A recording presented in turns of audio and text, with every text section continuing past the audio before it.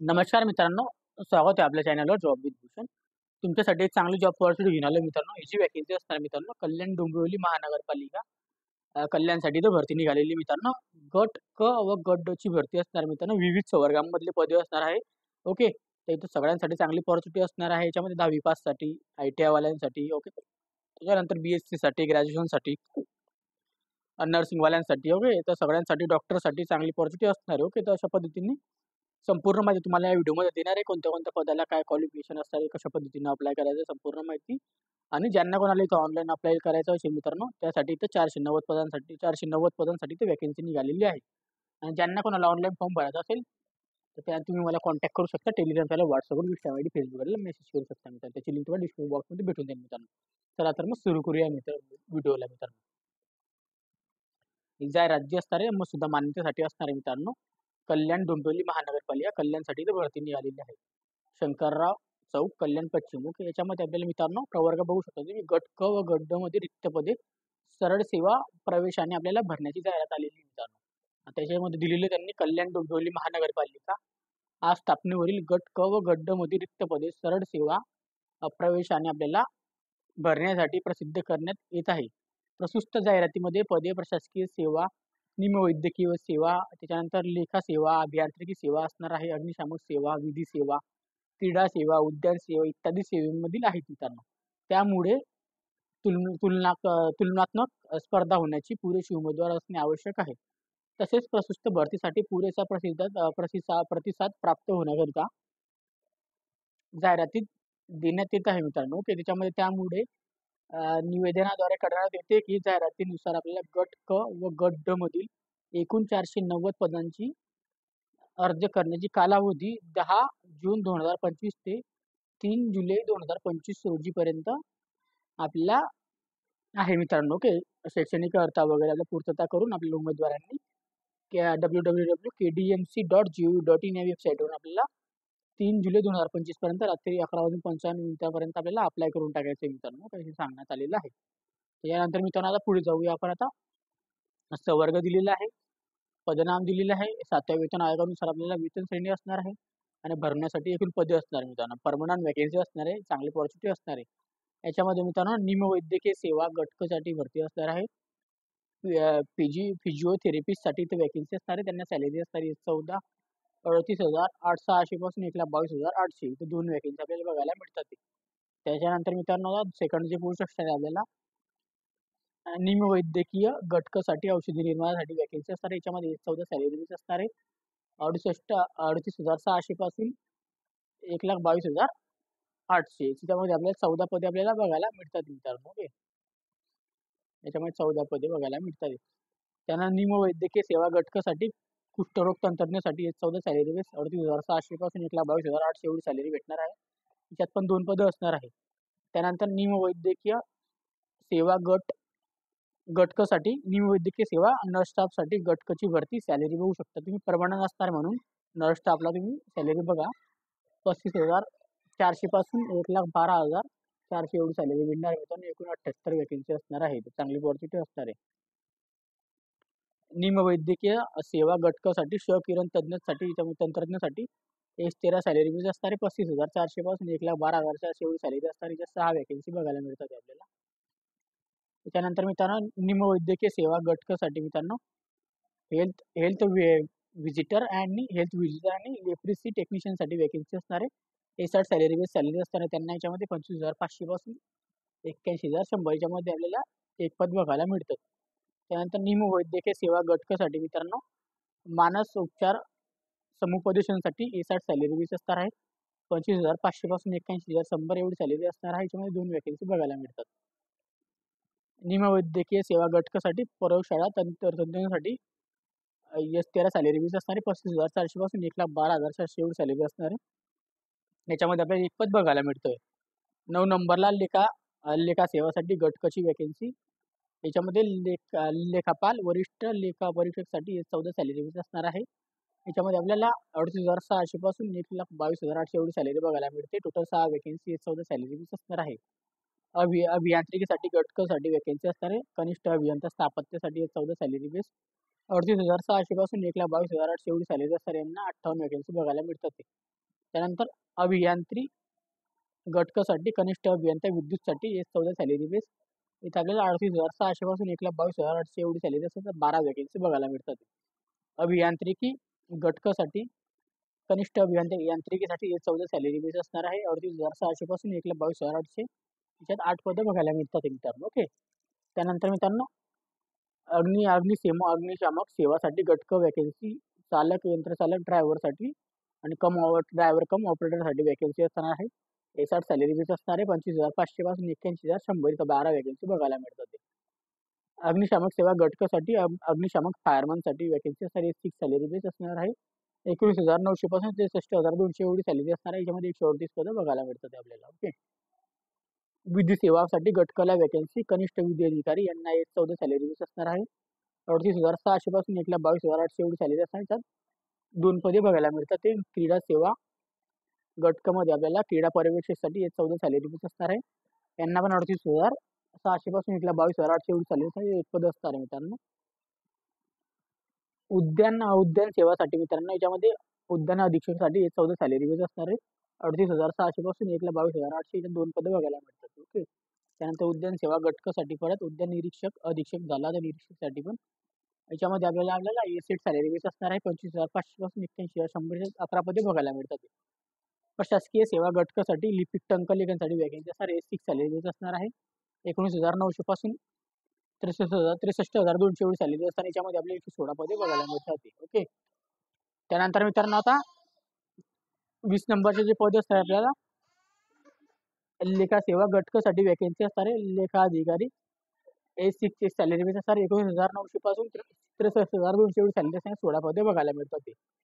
निम्न श्रेणी वैद्यकीय सेवासाठी गड्डवरती आयांसाठी वॅकन्सी आहे. फिमेल अटेंडंटसाठी S1 सॅलरी 15,000 पासून 47,600 एवढी सॅलरी असणार आहे मित्रांनो. ओके. याच्यामध्ये एकूण 2 पदे, एकूण 490 पदे आपल्याला इथं बघायला मिळतात मित्रांनो. ओके. गड्डमध्ये असणार आहे फक्त हे शेवटचं पद. ओके. बाकी सर्व गटकची भरती असणार आहे. ओके. याच्यामध्ये मित्रांनो टीप दिलेली आहे.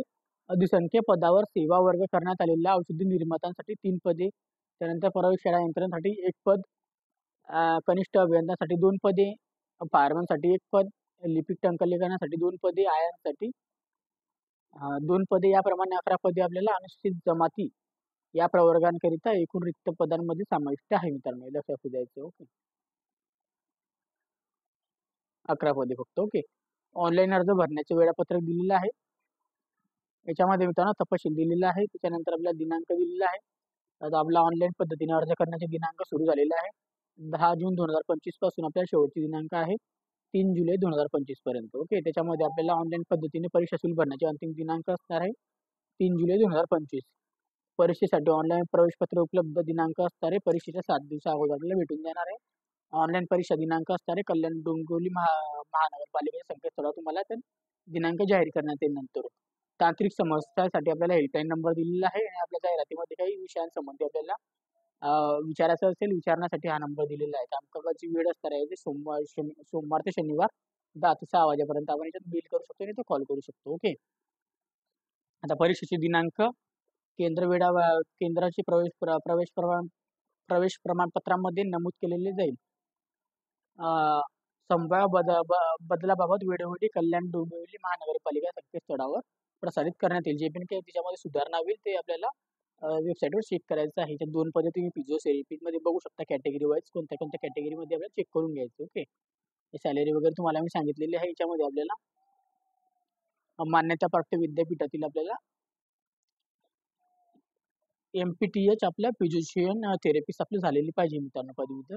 2 वर्षाचा आपला अनुभव पाहिजे याच्यामध्ये. ओके. त्यानंतर आपल्या औषधी निर्माणासाठी 14 वॅकन्सी असणाऱ्या कॅटेगरीज आपण चेक करून घ्यायचं आहे.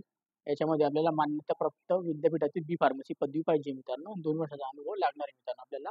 फार्मसीचं आपल्याला काउन्सिलिंगचं सर्टिफिकेशन लागणार आहे. सॅलरी मी तुम्हाला सांगितलेली आहे. कुष्ठरोग तंत्रज्ञासाठी वॅकन्सी असणार आहे. त्यांना पण इथं HSC पास पाहिजे, 12वी पास, वाणिज्य शाखेतील पदवी पाहिजे. त्याच्यानंतर आपल्याला 2 वर्षाचा आपल्याला टेक्निशियनचा अभ्यासक्रमाचा झालेलं पाहिजे आणि आपल्याला इथं एक्सपिरियन्स पाहिजे 2 वर्षाचा मित्रांनो. ओके. नर्स स्टाफसाठी आपण बघू शकता इथं 78 पदे असणारे बघू शकता कॅटेगरी वाईज. तुम्हाला जे पण कॅटेगरी असेल अप्लाय करू शकता. याच्यामध्ये आपल्याला मित्रांनो अर्थाची असणारी BSc नर्सिंग आपली झालेली पाहिजे आहे. महाराष्ट्र शासनाची उच्च माध्यमिक शिक्षणाची आपण HSC 12वी पास झालेलं पाहिजे. त्याच्यानंतर आपल्याला नर्सिंग कोर्स झालेला पाहिजे. स्टाफ नर्स, नर्स मिडवाईफ यांच्यासाठी आपल्याला मित्रांनो काम करण्याचा 2 वर्षाचा अनुभव पाहिजे. खाजगी असो गव्हर्नमेंट असो. ओके. क्षकिरण तंत्रज्ञासाठी मित्रांनो 6 वॅकन्सी. याच्यामध्ये आपल्याला मान्यताप्राप्त विद्यापीठाची विज्ञान शाखेतील भौतिकशास्त्राची पदवी पाहिजे मित्रांनो. याच्यामध्ये डिप्लोमा रेडिओलॉजीवाले अप्लाय करू शकता. आपल्याला इथे 2 वर्षाचा अनुभव लागणार आहे मित्रांनो याच्यामध्ये एक्सपिरियन्स. ओके. अप्लाय करण्यासाठी. त्यानंतर मित्रांनो हेल्थ व्हिजिटर आणि लेप्रेसी टेक्निशियनसाठी एक पद असणार आहे. याच्यासाठी आपल्याला अप्लाय करण्यासाठी शैक्षणिक पात्रता असणार आहे आपल्याला SSC पास प्लस आपल्याला कुष्ठरोग आपल्याला तंत्रज्ञानासाठी पाठ्यक्रम पूर्ण असणे मित्रांनो. ओके आपल्याला पाहिजे. त्याच्यानंतर मित्रांनो मानस उपचार समुपदेशनसाठी 2 वॅकन्सी असणार आहे. याच्यामध्ये आपल्याला मान्यताप्राप्त विद्यापीठाची MA क्लिनिक सायकोलॉजी आपले झालेले पाहिजे. Counselling psychology. ओके. याच्यामध्ये 2 वर्षाचा अनुभव आपल्याला पाहिजे मित्रांनो या क्षेत्रामधला. ओके. त्यानंतर प्रयोगशाळा तंत्रज्ञानासाठी एक पद असणार आहे. याच्यासाठी मित्रांनो आपल्याला मान्यताप्राप्त विद्यापीठातील भौतिकशास्त्र, रसायनशास्त्र, जीवनशास्त्र, वनस्पतीशास्त्र, सूक्ष्मजीवशास्त्र विषयामधील विज्ञान पदवी पाहिजे. मान्यताप्राप्त संस्थेतील DMLT उत्तीर्ण पाहिजे. 2 वर्षाचा अनुभव लागणार आहे याच्यामध्ये. आता लेखपाल वरिष्ठ लेखापरीक्षकसाठी याच्यामध्ये आपल्याला मित्रांनो मान्यताप्राप्त विद्यापीठातील वाणिज्य शाखेतील पदवी म्हणजे BCom वाले अप्लाय करू शकता. याच्यामध्ये मित्रांनो 3 वर्षाचा अनुभव आवश्यक असणार आहे लेखापरीक्षकमध्ये. निवड झालेल्या उमेदवारांना 2 वर्षाचा विभागीय परीक्षा उत्तीर्ण असणे आवश्यक आहे मित्रांनो. ओके. कनिष्ठ अभियंता 58 पदे असणार. याच्यामध्ये मित्रांनो मान्यताप्राप्त विद्यापीठातील सिव्हिल अभियांत्रिक शाखेची पदवी पाहिजे मित्रांनो याच्यामध्ये. आणि याच्या विद्युतसाठी आता कनिष्ठ अभियंता विद्युतसाठी पण याची मान्यताप्राप्त विद्यापीठ इलेक्ट्रिकल अभियंता शाखेची पदवी. यांत्रिकीसाठी आता यांत्रिकी शाखेतील पदवी. मेडिकलमधल्या मेकॅनिकलमध्ये पदवी झालेली पाहिजे आहे. आणि चालक यंत्रचालक ड्रायव्हर कम ऑपरेटरसाठी 12 वॅकन्सी असणार आहे. यांना जे मित्रांनो महाराष्ट्र राज्य माध्यमिक शाळांचे SSC 10वी पास असणे गरजेचं आहे. आणि राज्य अग्निशामक दलचे प्रशिक्षण केलेलं पाहिजे 6 महिन्याचे. त्याच्यानंतर आपल्याला वैध जड वाहन चालवण्याचा परवाना पाहिजे. त्यानंतर जड वाहन चालवणं म्हणून 3 वर्ष काम केलेला अनुभव आवश्यक आहे. आणि आपल्याला वयोमर्यादा असणार 30 वर्षाच्या अधिक असू नये. शारीरिक पात्रता 165 सेंटीमीटर आपल्याला उंची लागणार आहे. महिलांसाठी 57 सेंटीमीटर. छाती असणे आपल्याला 81 सेंटीमीटर फुगवून 5 सेंटीमीटर जास्त महिलांना लागू नाहीये. वजन आपल्याला 50 किलोपेक्षा जास्त पाहिजे पुरुषांसाठी. महिलांना 46 किलोपेक्षा जास्त पाहिजे. दृष्टी चांगली पाहिजे. चष्म्याची दृष्टी 6 ते 6 याच्यात पाहिजे मित्रांनो. ओके. अग्निशामक दल फायरमॅनसाठी 138 वॅकन्सी. याच्यात पण आपल्याला सेम असणार आहे. याच्यात पण आपल्याला 10वी पासवाले अप्लाय करू शकतो. प्रशिक्षण झाले पाहिजे अग्निशामकचा 6 महिन्याचा कोर्स. 30 वर्षाच्या आतली इथं अप्लाय करू शकता. जास्त 12 याच्यामध्ये आपल्याला माजी सैनिकांसाठी 12 ते 30 दिवसांच्या आत आपले प्रमाणपत्र उपलब्ध करून द्यायचे. शारीरिक पात्रता सेम असणार जे मी तुम्हाला आता सांगितले. ओके. कनिष्ठ विधी अधिकारी यांच्यासाठी एक पद असणार आहे. याच्यामध्ये आपल्याला मान्यताप्राप्त विद्यापीठातील विधी शाखेतील पदवी. उच्च न्यायालयांच्या मध्ये आपल्याला 3 वर्षाचा अनुभव पाहिजे मित्रांनो. ओके. ओके. क्रीडा परीक्षेसाठी एक वॅकन्सी असणार आहे. याच्यामध्ये आपल्याला मान्यताप्राप्त विद्यापीठातील कोणत्याही शाखेतील पदवी आणि आपल्याला BPEd पदवी झालेली पाहिजे. आपल्याला ACI कडील आपल्याला पदविका पाहिजे. क्रीडामधील 3 वर्षाचा अनुभव पाहिजे. उद्यान निरीक्षकसाठी 2 पदे असणारे कॅटेगरी चेक करून घ्यायची आहे.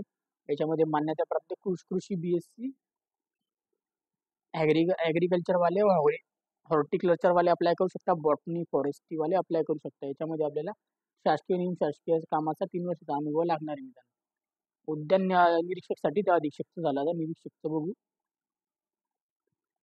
याच्यामध्ये मित्रांनो आता आपल्याला सेम असणार आहे. आपल्याला BSc ॲग्रिकल्चर हॉर्टिकल्चर वाले अप्लाय करू शकता. ओके. आणि ते आपल्याला याच्यामध्ये फ्रेशर अप्लाय करू शकता. याच्यामध्ये अनुभव आपल्याला कोणताही नाही. ओके. लिपिक टंकलेखनासाठी 116 पदे असणार आहे. सगळ्यात चांगली जॉब ऑपॉर्च्युनिटी असणार आहे. याच्यामध्ये मित्रांनो आपल्याला खाली गेले तर आपल्याला पदांमध्ये आपल्याला समाविष्ट आहे. आपल्याला जे असणार आहे मान्यताप्राप्त विद्यापीठातील कोणत्याही शाखेची पदवी. मराठी टंकलेखनाचा किमान 30 शब्द प्रति मिनिट आपल्याला पाहिजे आहे. आणि इंग्रजी टंकलेखनाचा 40 शब्द प्रति मिनिट. पाहिजे मित्रांनो. शासकीय वाणिज्य प्रमाणपत्र किंवा संगणक टंकलेखनाचं प्रमाणपत्र आपल्याकडे पाहिजे. ओके. आणि त्याच्यानंतर मित्रांनो आता पुढचं असणार आहे लेखालिपिकसाठी वॅकेन्सी असणार आहे. याच्यामध्ये 16 पदे. याच्यामध्ये आपल्याला मान्यताप्राप्त विद्यापीठातील वाणिज्य शाखेतील पदवी पाहिजे आहे. मराठी टंकलेखनाचा वेग आपल्याला 30 शब्द प्रति मिनिट आणि इंग्रजीचा 40 शब्द प्रति मिनिट पाहिजे. शासकीय वाणिज्य प्रमाणपत्र किंवा संगणक प्रमाणपत्र आपल्याला पाहिजे मित्रांनो. संगणक टंकलेखनाचं प्रमाणपत्र. ओके. आयांसाठी वॅकेन्सी असणार. याच्यामध्ये आता सगळ्यात शेवटची वॅकेन्सी आया फिमेल अटेंडंटसाठी 2 वॅकेन्सी. याच्यामध्ये आपल्याला अनुसूचित जमातीमध्ये 2 वॅकेन्सी असणार आहे. एक समांतर असणार आहे आणि एक महिलांमध्ये असणार आहे. याच्यामध्ये आपल्याला अर्थ जे असणार आहे 10वी पास असणे गरजेचं आहे आणि शासकीय निमशासकीय ट्रस्टमध्ये किंवा 50 बेड असल्याचे खाजगी रुग्णालयात आपण काम 2 वर्षाचा अनुभव पाहिजे मित्रांनो. आता परीक्षा शुल्क जे असणार याच्यामध्ये मित्रांनो खुल्या प्रवर्गासाठी 1000 रुपये असणार आहे. मागासवर्गीयांसाठी 900 रुपये असणार आहे. ओके. माजी सैनिकासाठी कोणत्याही प्रकारची फी नसणार आहे. फक्त ऑनलाईन पद्धतीने फी इथं पे करण्यात येईल आणि आपल्याला जाहिरातीमध्ये एकापेक्षा जास्त अधिक पदांसाठी वेगळे फी भरावी लागणार आहे. स्वतंत्र अर्ज करून स्वतंत्र फी भरावी लागेल. नॉन रिफंडेबल असणारे फीज हे लक्षात द्यायचे आहे. सर्वसाधारण सूचना दिलेल्या आहे. याच्यामध्ये वर नमूद सर्व पदांची मराठी भाषेचे ज्ञान आवश्यक आहे मित्रांनो. वर नमूद केलेल्या पदांच्या आरक्षणामध्ये वाढ व घट अथवा बदल होण्याची शक्यता आहे. ओके. याच्यामध्ये सर्वसाधारण अटी वगैरे दिल्या, अंशात बदल करणे, काही आपल्याला अटीमध्ये बदल करणे असं दिलेलं आहे. याच्यामध्ये आपण वाचून घ्यायचं एवढं तेवढ्या गोष्टी कॅटेगरी वाईज. ओके.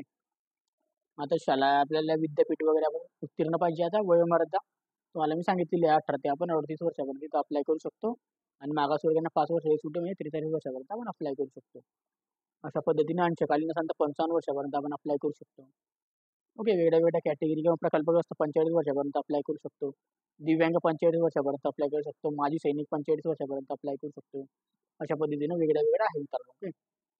आता कल्याण डोंबिवली महानगरपालिकेतील प्रक्रियेद्वारे शासन मान्य पदावर नियुक्त असलेल्या कर्मचाऱ्यांची कामाला वयोमर्यादा लागू नाही. ओके. याच्यामध्ये आता वयोमर्यादा सांगून देतो. 1/7/2025 ला काउंटिंग होणार आहे. आपली वयोमर्यादा 18 ते 38 वर्षापर्यंत अप्लाय करू शकतो आणि आपण मागासवर्गीय असाल तर 43 वर्षापर्यंत अप्लाय करू शकतो. खेळाडूंसाठी 43 वर्ष, प्रकल्पासाठी 45 वर्ष, स्वतंत्र सैनिकांसाठी 45 वर्ष, झालेली माजी सैनिक 3 वर्ष सेवा केली असेल 45 वर्ष आणि अंशकालीनसाठी 55 वर्ष अशा पद्धतीने असणार आहे. पदसंख्यामध्ये आपल्याला आरक्षणासंदर्भात सूचना वगैरे दिलेल्या आहेत. कॅटेगरी वाईज आपल्याला वाचून घ्यायचे. जे आपण आरक्षणामध्ये लिहितो ते आपण वाचून घ्यायचे. निवड पद्धत काय असणार आहे त्यासाठी इम्पॉर्टंट असणार आहे. परीक्षा आपली ऑनलाईन पद्धतीने घेण्यात येणार आहे. परीक्षेचे ठिकाण, दिनांक, वेळ ईमेल किंवा SMS द्वारे आपल्याला संबंधित उमेदवारांना कळवण्यात येईल. तसेच कल्याण डोंबिवली महानगरपालिका अधिकृत संकेतस्थळावर प्रसिद्ध करण्यात देऊन आपल्याला येईल मित्रांनो. अर्जामध्ये करण्यात उमेदवारांची वेळोवेळी थेट भेद आवश्यक राहणार आहे मित्रांनो. ओके. याच्यामध्ये आपल्याला पदास आवश्यक असलेली अर्हता अनुभव शिथिल केला जाणार नाही. वरील पदांसाठी मौखिक परीक्षा घेतली जाणार नाही. जे काही निवड होणार आहे आपल्याला ऑनलाईन पद्धतीची परीक्षा असते तिच्यावर असणारे डॉक्युमेंट व्हेरिफिकेशन असणार आहे. ओके. त्यानंतर उमेदवारांची निवड झालेल्या गुणोत्तरांच्या आधारे केली जाणार आहे.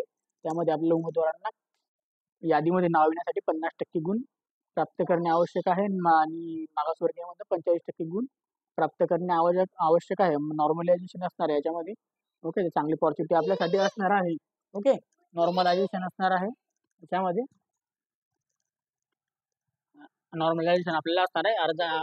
उमेदवारांना विशिष्ट पदावर नेमणूक होण्यासाठी कितपत योग्य आणि मानसिक क्षमता किती आहे ते आपल्याला इथं चेक करणार आहे. वेळोवेळी आपल्याला इथं प्रश्नांची उत्तरे वगैरे संपूर्ण काही होणार आहे मित्रांनो. ओके. मानसिक आपलं चेक मेडिकल वगैरे होणार आहे. अशा पद्धतीने सांगण्यात आलेलं आहे.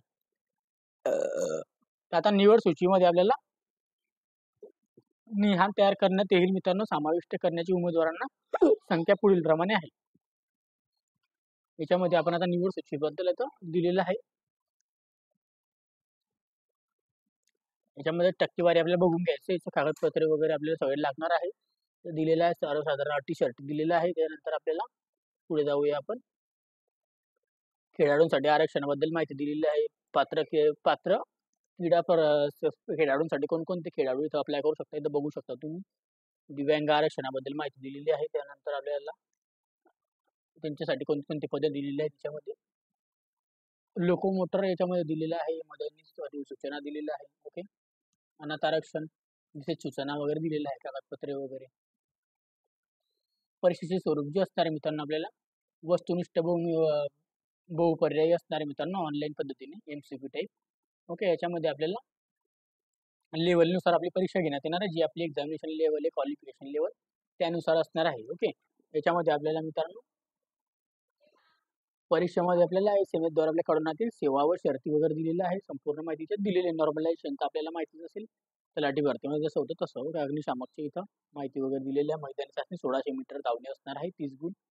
100 गुणांसाठी इथं मौखिक होते, आपलं फिजिकल होतं त्यांचं इथं. मैदानी चाचणी त्याच्यानंतर आपल्याला 33 फूट उंचीवरून खिडकीस लावलेल्या 46.4 वरची आपल्याला ॲल्युमिनियम एक्सटेन्शन आपल्याला सीडीवर खिडकीपर्यंत वर चढून त्यांच्या सीडीचे खाली उतरणे आरंभ 20 फूट असणार, त्या 20 गुण असणार आहे. 50 किलोग्राम वजनाची प्रतिकृती खांद्यावर घेऊन म्हणजे 50 किलोची आपल्याला आपल्या खांद्यावर आपल्याला ठेवण्यात येईल. 60 मीटरपर्यंत धावणे त्यासाठी 20 गुण असणार, टाइम दिलेला आहे. 20 फूट उंचीवरून आपल्याला रस्त्यावर चढणे उतरणे त्यासाठी आपल्याला 20 गुण असणार आहे. ओके. मैदानी चाचणी महिलांसाठी 800 मीटर असणार आहे, 30 गुण. सेम असणार आहे याच्यामध्ये 33 फुटांचं 20 गुण. 40 किलोचं आपल्याला वजन घेऊन आपल्याला 20 गुण असणार आहे याच्यामध्ये. घोडा फेक असणार आहे यांच्यासाठी 4 किलोचा 10 गुण. लांब उडी 10 गुण आणि आपल्याला पुशअप असणार 10 गुणसाठी अशा पद्धतीने असणार आहे त्यांना. ओके. तर संपूर्ण माहिती तुम्हाला मी सांगितली आहे. तर 10 जून 2025 पासून आपल्याला 3 जुलै 2025 पर्यंत फॉर्म भरून घ्यायचे. ज्यांना कोणाला ऑनलाईन फॉर्म भरायचा असेल ते मला संपर्क करू शकता माझ्याशी. टेलिग्राम चॅनल, व्हॉट्सअपवर, इंस्टावर, फेसबुकला मेसेज करू शकता. मी तुमचा फॉर्म फिल करून देईन मित्रांनो. ओके. आणि ज्यांना कोणाला काही डाऊट वगैरे असेल कमेंट बॉक्समध्ये कमेंट करायचं आहे. व्हिडिओ आवडला असेल तर जास्तीत जास्त मित्रपरांना शेअर करायचं आहे. अप्लाय करण्याची लिंक तुम्हाला डिस्क्रिप्शन बॉक्समध्ये देऊन देईल मित्रांनो. चॅनलवर पहिल्यांदा असेल चॅनल सबस्क्राईब करायला विसरू नका. बेल आयकनला प्रेस करायला विसरू नका. तुमच्यासाठी रोज मी नवीन नवीन जॉब ऑपॉर्च्युनिटी घेऊन असतो आपल्या चॅनलवर. असाच जॉब ऑपॉर्च्युनिटी सोबत आपण भेटूया आता नेक्स्ट व्हिडिओमध्ये. तोपर्यंत जय हिंद, जय महाराष्ट्र मित्रांनो.